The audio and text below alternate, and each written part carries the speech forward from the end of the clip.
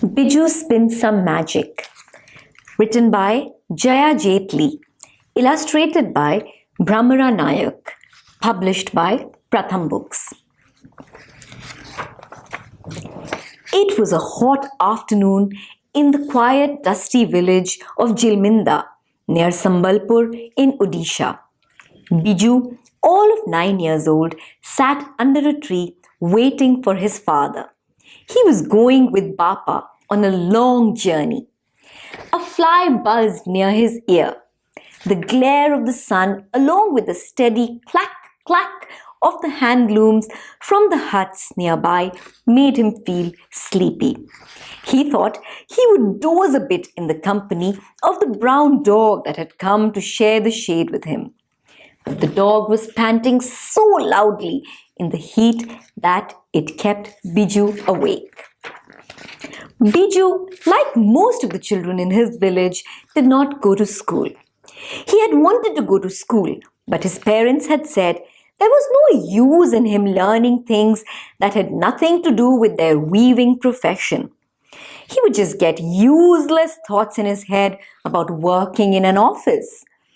So Biju tried to convince himself that school was no fun at all, because the boys who did go looked miserable and had to carry heavy bags full of books.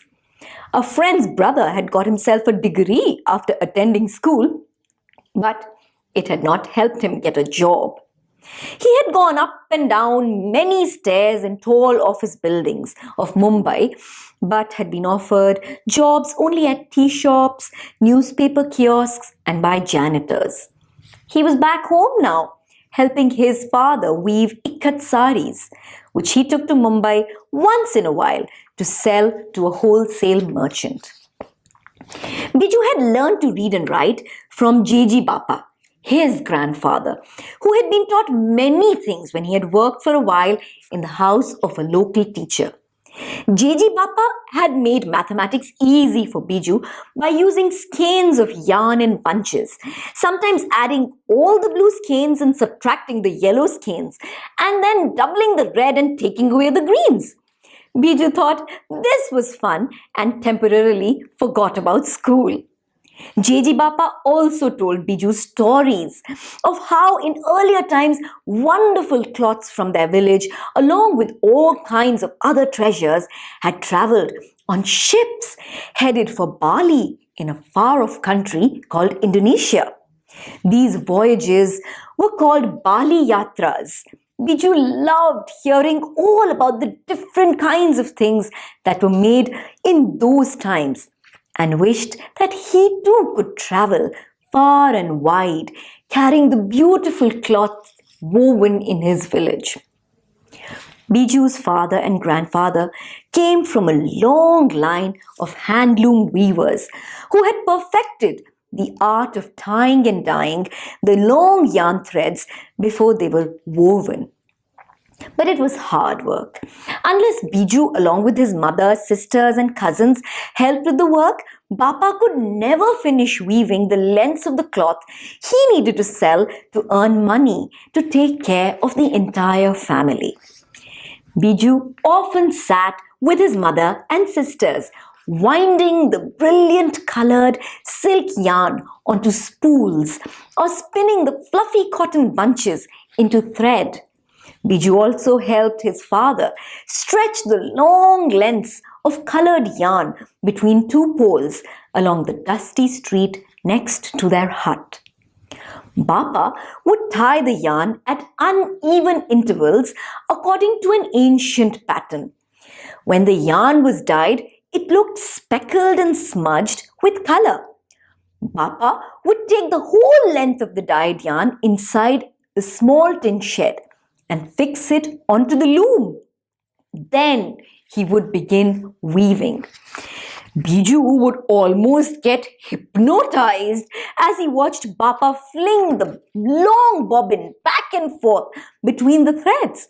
He would tighten the portion that was already woven with a metal comb and look constantly at the patterns as they emerged on the other side to make sure there were no flaws. The bobbin would move back and forth until a wonderful ikat pattern came alive. The main body of the sari with shimmering borders on both sides and an elaborate pallu on the other side.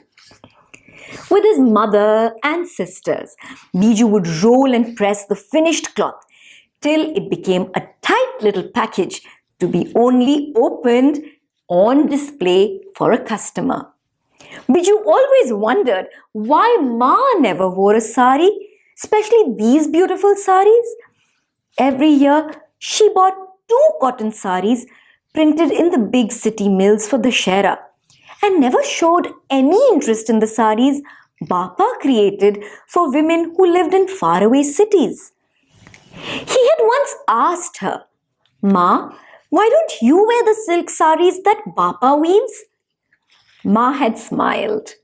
"I can only do that if you or your father becomes a rich man." Biju woke suddenly from his mid-afternoon reverie as Bapa tapped him on the head. He was carrying a small canvas shoulder bag with a zipper and 2 big cloth bundles. "Hey Biju, wake up! Are you ready to go? Have you said goodbye to your mother and Jeji Bapa?"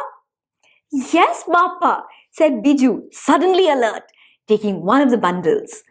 He felt big and grown up. He was going to Delhi with Bapa to help him carry their bundles of saris. His father said they might get a better price if they went directly to the ladies who wore them, instead of giving them to traders in Sambalpur or a wholesaler in some big town. It was Biju's first visit to a big city. Jeji Bapa had persuaded Biju's father to take him along to get some experience of traveling, so that maybe one day he could go on a Bali yatra on his own. Biju was very excited and a little nervous too. They walked to the bus stop and waited for 40 minutes in the scanty shade till the old wobbly bus arrived. It took them to Sambalpur town, from where they caught the Hirakud Express to Nizamuddin station in New Delhi. The train journey was thrilling, but a bit scary. Biju had to sleep leaning against his father's arm all night, as there was hardly any space in the compartment. "It'll be more comfortable on the way back," his father assured him. "We can buy tickets for the reserved seats when we have a little money with us, after the saris are sold." Biju did not say anything. He was tired and excited and nervous and hungry all at the same time. Every time Bapa stepped out of the train compartment at a station where the train stopped, he would warn Biju about the bundles. "Sit on them, lie on them, rest your head on them, but do not take your eyes off them even for a minute. Someone may take them away and then all will be lost for us." Biju felt very important guarding the bundles, but he was terrified that the train would leave before Bapa would return. What would he do then? It was only after his father, carrying some hot oily pakoras and kullars of tea for them, returned to the compartment, usually after the train had started moving, that Biju's heart would start beating normally again. So most of the time, Biju pretended that he wasn't hungry and didn't want anything to eat or drink. When they arrived in Delhi, his father carried the bundles, while Biju took charge of their canvas bag. It was not very heavy, as it contained only one set of clean clothes for each of them. Neem twigs for cleaning their teeth, 2 small gamchas to use as towels, scarves, head cloths or handkerchiefs, and an old address book. Bapa also always put in a small bunch of cotton and a hand spindle to spin some yarn in case they had to wait anywhere for a while. It was good to be occupied and not waste time doing nothing, Bapa always said. They took an auto rickshaw to where Bapani Prasad Meher, Bapa's younger brother, lived. This was on a crowded street next to an area called Malviya Nagar. Some of the lampposts gave out more light than they had in their entire village, thought Biju. The beautiful shops with large windows displayed sequined saris, shiny scarves, refrigerators, televisions, and all sorts of other box-shaped things that Biju had never seen before. A television in a shop was turned on. Biju recognized Amitabh Bachchan, the famous actor whose hairstyle was copied by all the older boys in his village. Next to that shop was a stall where skewered tandoori chickens, like little shrunken people, hung from a wire. They looked a sorry sight, but they smelled good. Biju thought he could perhaps persuade his father to get him a small piece if they sold the saris at a good price. Beside the chicken stall was the mechanic shop, which belonged to Bhabani Dada. Bapa said they were lucky to be able to share this little room above it while they were in Delhi. The next morning, Biju woke late. His father and his Dada were already discussing where the saris could be sold. His father made a note of the addresses and instructions to find the way to many parts of the huge city. Biju wished he could read the messages on the buses and on the huge hoardings along the road. They got onto a bus. His father was lost in his own thoughts and did not seem to notice anything around him. Biju looked at the people on the street and wondered how they could look so important in such a large, noisy, and crowded city, and whether he would ever find his way home again if he got lost. After traveling on the bus for what seemed like many hours and then walking more than 2 kilometers along a shady road, Biju and his father reached a big house.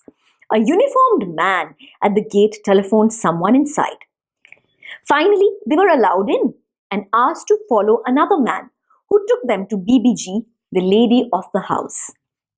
Biju and his father took off their slippers at the door, as they did at home, although the man leading them wore big black shoes. They were asked to sit on the carpet in a room full of big chairs with large cushions. After a little while, a young boy, a little older than Biju, came in and stared at him. He went out and called his mother. "Mummy, there's a man here with 2 bundles for you," he shouted. A few minutes later, he came in again, followed by his mother. Biju helped Bapa to open the bundles, take out the saris one by one, and open them all out. The whole carpet was covered in meters and meters of shining patterned silks and cottons in the brightest of colors. It looked as if a rainbow had fallen into the room and got all tangled up. This pallu is a very old traditional pattern. This has the latest design given by a foreign designer. This is a pure silk sari. This sari won a national award. Bapa tried to make the lady see each sari as special. Biju helped to drape each sari over his father's shoulder so that the design was displayed more effectively. The boy watched his mother look carefully at the saris, but he was soon bored. "Mummy, can I ask the boy to come and play in my room?" he asked. His mother nodded absent-mindedly. Biju wondered whether he should stay with his father to help fold the saris that were spread across the room. Bapa was silent. In the end, Biju was too curious to see the boy's room in the big house in the big city. He could not resist, so he got up and followed the boy. "What is your name?" asked the boy. "Brijeswar Prasad Meher," said Biju very carefully. "What's yours?" "Bubbles." The boy's room was full of toys and gadgets in bright colors. It was like nothing Biju had ever seen. Bubbles let him touch the huge plastic ball and showed him how to sit on it and bounce across the room. He told him how to wind a key in the stomach of a giant fluffy toy bear so that it squeaked. He showed him all sorts of games on the computer, which looked like a mini television set he had seen in the shop window at Malviya Nagar. Bubbles let Biju ring the bell of his cycle but did not let him ride it. All the toys had some mechanical and electronic operating switch. Since Biju's home had no electricity, he could not manage them very well. Biju wondered what kind of world he had entered. He was also puzzled that a boy who had so many playthings with him still wanted him to play with him. Biju didn't know what he could do and how to play properly with bubbles.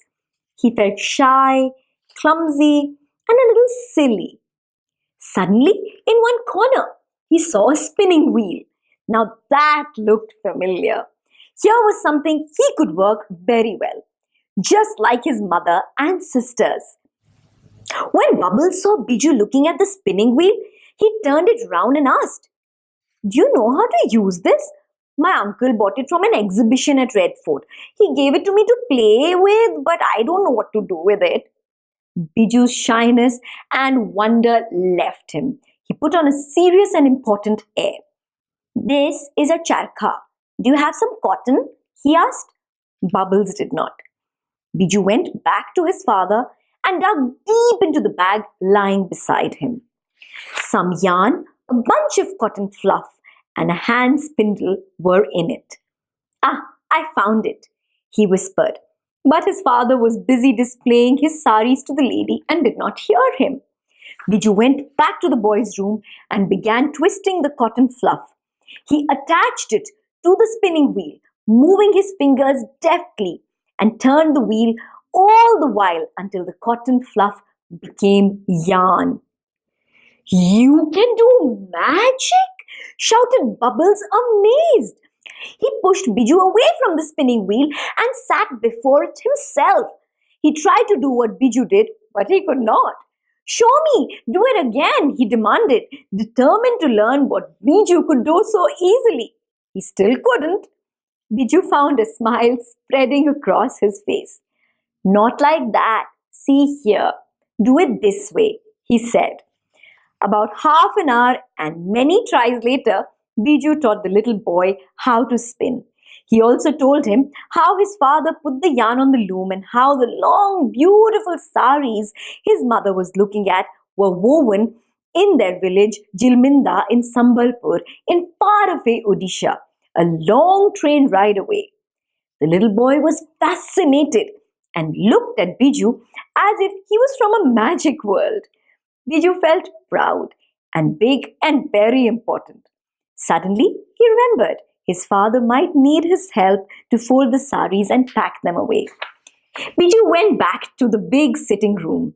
His father was smiling. The lady was smiling.